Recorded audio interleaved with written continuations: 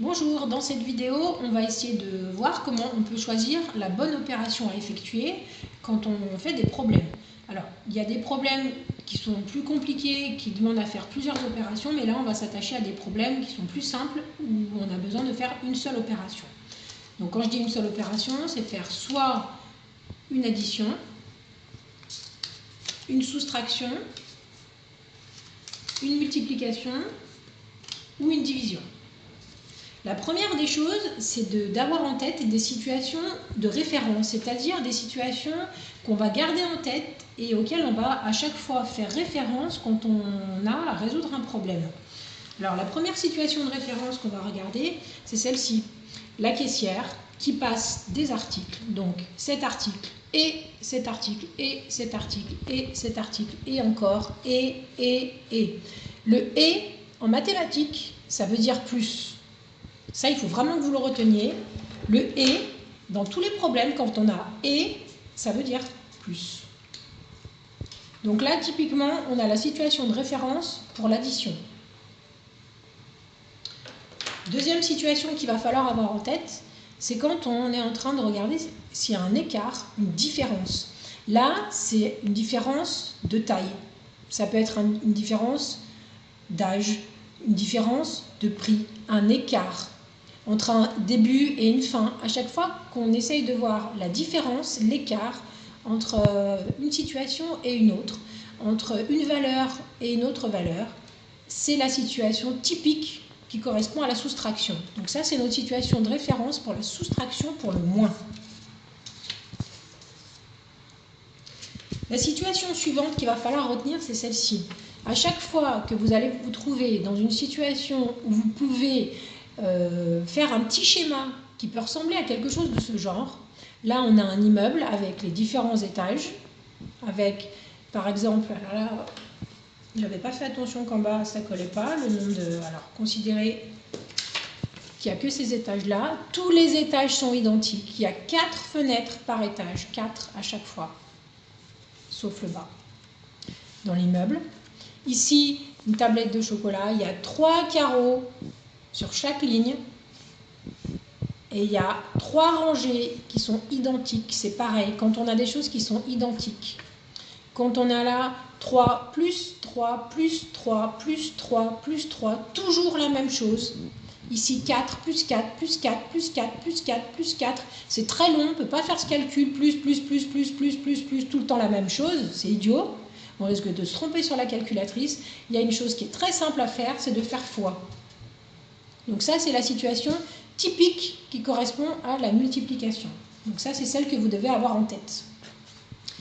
Un quadrillage, des choses identiques. Dernière situation qu'il faut avoir en tête, c'est quand on a, comme ici, un gros sac avec plein de bonbons, et qu'on a 4 enfants, et qu'on veut partager équitablement, c'est-à-dire qu'on en donne le même nombre à chacun. Personne n'est lésé, il n'y en a pas un qui en a 3 et l'autre qui en a 2 seulement. Tout le monde en a le même nombre. Un partage équitable, c'est typique de la division. On a un gros tas de sable et on partage dans des petits tas identiques. Voilà, équitable, c'est la division. Alors ces 4 situations, elles sont vraiment typiques, il n'y a pas à se poser de questions, c'est vraiment que du plus, que du moins, que du divisé ou que du fois. Par contre, on a parfois des situations où on va avoir le doute entre plus et moins, donc je vais le mettre ici, et d'autres où on va avoir le doute entre fois et divisé. Alors, quand on a un doute comme ça, si déjà on est sûr que c'est plus, moins et pas multiplié, divisé ou l'inverse, eh bien, il suffit de regarder les réponses possibles, on fait le calcul sur la calculatrice et on voit ce qui a l'air d'être le plus plausible dans le résultat. Est-ce qu'on s'attend à un résultat plus grand, un résultat plus petit? Est-ce que ça colle par rapport à ce qu'on imaginait? Voilà. Alors, par exemple, dans cette situation, là je vous ai représenté des ampoules, toutes les mêmes, donc la même, encore, plein de fois la même. Quand on a plusieurs fois la même chose, plusieurs fois des choses identiques, dans l'énoncé on nous parle de la même chose, les rayons c'est tous les mêmes, Les élèves, ils sont tous les mêmes, voilà, ils payent l'entrée au cinéma, tous la même chose, ou des exemples comme ça. Quand il y a des choses qui sont identiques, on est dans une situation où on est avec un fois ou un divisé. Tout dépend ensuite si on vous demande le résultat ou si on vous demande comment c'était au départ ou à l'arrivée. Alors, selon le contexte, il va falloir faire une multiplication ou une division. Alors, quand c'est comme ça, vous prenez les chiffres et puis vous faites le multiplier, vous faites le diviser et vous voyez les résultats, vous comparez, vous voyez si ça a l'air d'être possible par rapport à l'énoncé. Autre situation, quand vous avez des prix qui sont donnés comme ça, des prix au kilo ou des prix donnés au litre, comme dans les stations-service, des prix au kilo, des prix au litre, des prix au mètre, quand c'est comme ça, c'est typique des situations de multiplier ou diviser. Pareil, je ne peux pas vous dire si ça va être fois ou divisé, ça va dépendre exactement du problème. En tout cas, retenez que c'est ce genre de situation-là et qu'il faudra regarder avec les résultats sur la calculatrice. Autre situation qu'il faut avoir en tête, quand on vous parle d'augmentation, de réduction, tout va dépendre si on vous demande ce qui s'est passé avant ou après. En tout cas, augmentation, réduction, à chaque fois, c'est des situations qui parlent de plus ou de moins. Après, il faut voir si c'est le prix avant, le prix après. Voilà. En tout cas, c'est comme ça. Donc, retenez bien ces 4 situations. Il faut les avoir en tête et on va en avoir besoin pour la suite. Maintenant, on va étudier quelques petits problèmes que je vous ai préparés. Donc, des problèmes qui ne peuvent se résoudre qu'avec une seule opération, puisque c'est ce qu'on est en train de voir. On va les regarder un par un et on va essayer de voir quel rapport ils ont avec une des situations de référence qu'on a ici. Et pour savoir quelle est l'opération qui irait bien. Alors, la première situation, c'est Amy décharge 48 cartons et Thomas 13. Combien en ont-ils déchargé? Dans cette situation, on voit qu'on peut faire « et ». Il y a 48 cartons pour Amy et 13 cartons pour Thomas. Donc « et », c'est typique d'une situation de plus. Donc là, il faut faire plus. Celle-ci. Chaque mois, Tom met 5 € de côté, donc il met dans une boîte de l'argent pour pouvoir l'utiliser plus tard. Combien aura-t-il au bout d'un an? Qu'est-ce qui se passe ici? Il va mettre 5 € de côté. Donc là, on pourrait imaginer qu'on met 5. Là, on n'en a que 4, mais on pourrait très bien imaginer qu'on a cette fois 5 petites cases. Le mois d'après, 5 cases. Encore 5 cases. 5 cases, 5 cases, 5 cases, 5 cases. Et pendant un an. Un an, c'est 12 mois, c'est-à-dire pendant 12 mois. Donc, on aurait 5, plus 5, plus 5, plus 5, plus 5, plus 5, plus 5, plus 5. On a une situation qui ressemble beaucoup à ça, avec plus, toujours la même chose. Et pendant 12 mois, donc au lieu de taper 5, plus 5, plus 5, plus 5, pendant 12 fois, ça va être très long, eh bien, on peut faire 5 fois 12. Donc, c'est typique d'une situation avec un multiplié. Donc, c'est multiplié. Maintenant, Ahmed va chez un opticien pour voir des lunettes. Celles qui lui plaisent coûtent 190 €. Il les repère et les achète dans un autre magasin, donc les mêmes lunettes, mais elles coûtent cette fois 159 €. Donc vous comprenez pourquoi il les a prises là. 190, 159, ici elles sont moins chères, donc il les achète là où elles sont moins chères. Combien va-t-il, excusez-moi, il y a une erreur, combien va-t-il économiser? Alors, qu'est-ce qu'on a là? On est en train de voir l'écart qu'il y a entre le prix dans ce premier magasin et dans ce deuxième magasin. On cherche un écart. Un écart, c'est ça. Ce n'est pas un écart de taille, mais c'est un écart de prix. Le prix dans le premier magasin, un grand prix, et le petit prix dans le deuxième magasin, on cherche l'écart. L'écart, c'est une soustraction. Donc ici, on va faire moins. On va faire 190 moins 159. Moins. Maintenant, un autre problème. En 2 ans, j'ai acheté 8 jeux à 25 €. Combien ai-je dépensé? Alors, qu'est-ce que ça veut dire? Là, on a 8 jeux à 25 €. Ça veut dire que chaque jeu coûte 25 €. Ça veut dire qu'on a quelque chose de ce genre. Un jeu, 25, encore 25, encore 25, encore 25, encore 25, 8 jeux à 25. Ils sont tous les mêmes. Les jeux, c'est tous le même prix. Ce n'est pas les mêmes jeux, mais c'est le même prix. Ce qui nous intéresse ici, c'est le prix, puisqu'on nous demande combien j'ai dépensé. Si c'est tous le même prix, ça veut dire qu'on est soit en train de faire on a besoin de faire une multiplication ou une division. Si on a un doute, on peut faire 8 fois 25, regardez combien on trouve, et puis, sur la calculatrice, faire sinon 25 divisé par 8. Si on fait 8 fois 25, on va augmenter le chiffre, puisqu'on le multiplie. On va trouver une grosse somme. Si on fait 25 divisé par 8, on va la diminuer, cette somme. On va trouver une plus petite somme que 25. Qu'est-ce qu'on attend, nous? Combien j'ai dépensé? Si déjà un jeu, c'est 25, plusieurs jeux, c'est forcément plus que 25. Donc, on cherche un nombre plus grand. Donc, dans ce cas-là, si on hésite entre fois et divisé, on va choisir le fois, puisqu'il faut qu'on trouve une somme plus importante. Donc là, c'était 8 fois 25. Maintenant, j'ai acheté 2 tables à 29,90 et l'autre à 30,89. Combien ai-je payé? Là, on a la situation qui peut ressembler à ça. Je passe à la caisse, je n'achète pas des produits comme ça, mais j'achète des tables. Une qui coûte 29,90 et une autre 30,89 €. C'est-à-dire que je fais et. Si je fais et en mathématiques, je fais plus. Donc je fais 29,90 plus 30,89 €. Une autre situation. La livraison de ce matin contenait 426 bouteilles de vin. 12 bouteilles se sont cassées. Ça arrive, hein, parfois ça nous échappe, ça tombe, ça se casse. Combien en reste-t-il? Là, je cherche l'écart qu'il y a entre le nombre de bouteilles que j'avais au départ et le nombre de bouteilles que j'ai maintenant, puisqu'il y en a 12 qui se sont cassées. On peut imaginer que ça, c'est le nombre de bouteilles que j'avais au départ. Je sais que je connais l'écart là. Je sais qu'il y a 12 bouteilles qui se sont cassées. Et moi, je veux savoir maintenant combien j'en ai. J'en ai moins qu'avant. On est dans une situation où il y a un écart. L'écart, on le connaît. Cette fois, on ne le cherche pas. C'est 12. L'écart, c'est 12. 426. Maintenant, j'en ai moins. On l'entend, hein, j'en ai moins. Je fais une soustraction. Je fais 426 moins 12. Une situation où il y a un écart. Une différence entre un début et une fin. Une autre situation.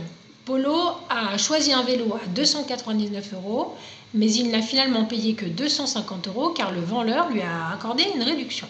Quel est le montant de cette réduction? Là, qu'est-ce qu'on voit? C'est typiquement ce qu'on a dit tout à l'heure, il y a une augmentation ou une réduction. Après, reste à savoir si c'est avant, après, le prix qu'on nous demande. En tout cas, on sait que c'est plus ou moins. Forcément, c'est l'un ou l'autre. Maintenant, si on ne sait pas trop décider entre les deux, ben on fait les deux opérations. Alors, si on fait plus 299 plus 250, on trouve 549. Je vous redemande, quel est le montant de cette réduction? Est-ce que la réduction, elle peut valoir 549 €? C'est-à-dire plus cher que le vélo. Ça semble pas très possible, ça. Hein, donc, c'est pas plausible. Si on fait l'autre opération, si on fait moins, 299 moins 250, on trouve 49. Là, ça colle nettement mieux. Le montant de la réduction, c'est 49 €. Là, on cherche un écart entre le prix, 299 € le prix affiché. Là, l'écart, c'est ça qu'on cherche, hein, c'est le montant de la réduction et le nouveau prix. Petit prix qu'il a payé, grand prix qui était affiché, l'écart entre les deux. Donc, il fallait faire moins. Un autre. Lily a 180 paquets de biscottes à mettre en rayon sur 4 niveaux. Son responsable insiste pour que tous les niveaux soient identiques, tous pareils. Combien va-t-elle devoir mettre de paquets sur chaque niveau? Tous pareils, on a dit, c'est ça. Tous les mêmes, tous pareils. Là, c'est les niveaux qui doivent être tous pareils. Tous pareils, ça veut dire le même nombre de paquets sur chaque niveau. Si on en met 5, il faut en mettre 5 en dessous et encore 5 en dessous. 10, 10, 10, 10, tout pareil. Là, donc, on sait que ça va être fois ou divisé. Si après on a un doute, on essaye de faire les opérations à la calculatrice.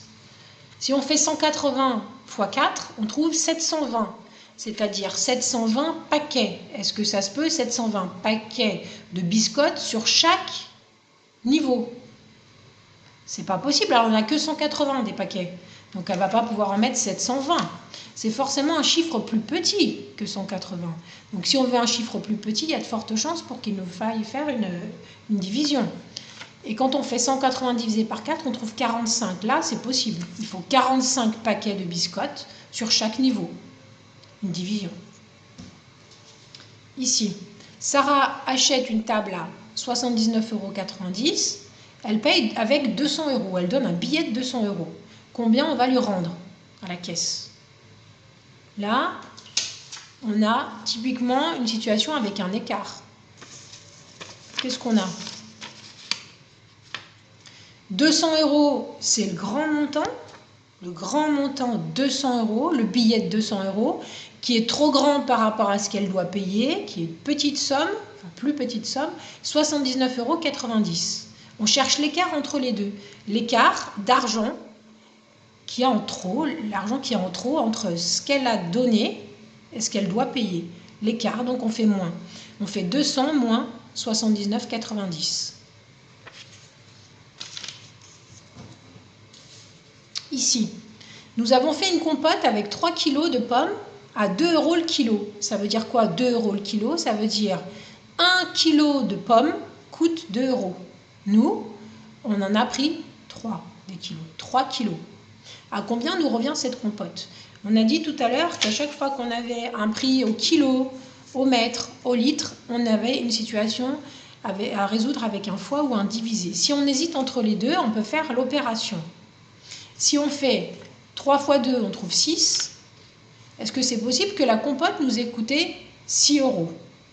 Sinon, on trouve 3 divisé par 2, elle nous coûte 1,50 €. On sait que 1 kg, ça coûte 2 €, sachant que nous, on en a plusieurs des kilos, ça ne se peut pas que ça nous coûte moins cher que 2 €.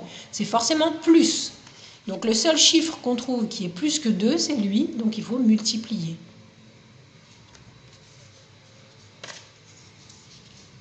Ici, une autre situation.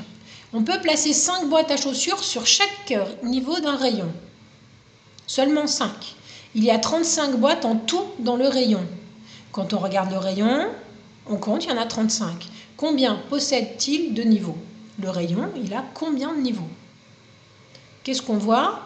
C'est que sur chaque niveau, il y a 5 boîtes. C'est-à-dire partout pareil. Quand on a partout pareil, c'est ça. Tout pareil.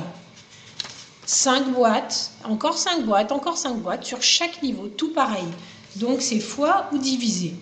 Alors, soit vous savez tout de suite, soit vous faites les opérations. On peut avoir fois, divisé avec le 35 divisé par 5 ou l'inverse. Je vous laisse voir les 3 possibilités. Je vous redis combien il y a de niveaux, combien il y a de niveaux dans ce rayon.